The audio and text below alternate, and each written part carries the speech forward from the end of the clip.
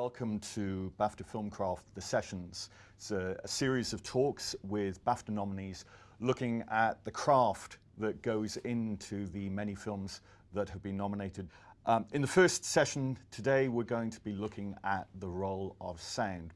And Craig and Thomas, in many ways, Whiplash is the roller coaster ride of the entries in terms of the history behind it. Yeah, I initially got the call from the assistant director, who's a friend of mine, and always excited to get a new job, you know, and he calls and says, "Hey, I got this thing for you. It's a short schedule, not a lot of money, first-time director. It's going to be really challenging." I was like, "Great, sign me up." It's like a dream.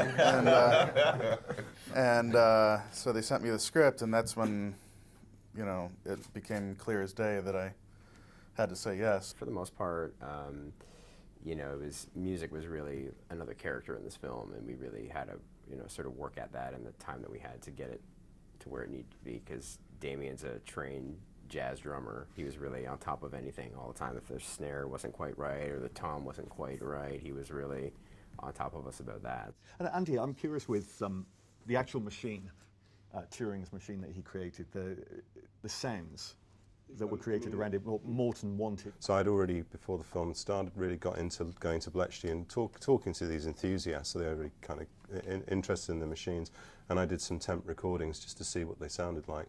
But I realised we'd have to set up a recording like on an official basis and mic it with perspective. I did consider the possibilities that we'd mic it from many perspectives.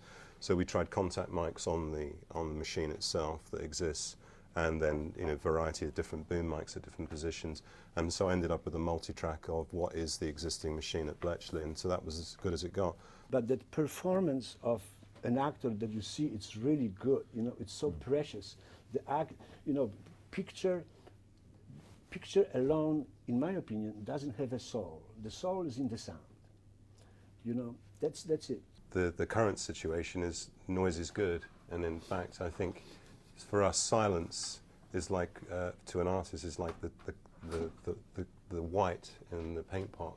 You know, when we can use silence effectively in storytelling for sound, it does make it more engaging for the audience. And I think playing lots of music, lots of sound effects, opening a movie with a lot of noise, it's difficult to sort of get engaged. I think you have to take the audience in really gently, and starting with very little, nothing at all, maybe one very small specific sound, actually makes the audience pay attention. If you then take it beyond what they expected, in other words, by changing the dynamics greatly, you have an effect over them because they jump or there's an effect there.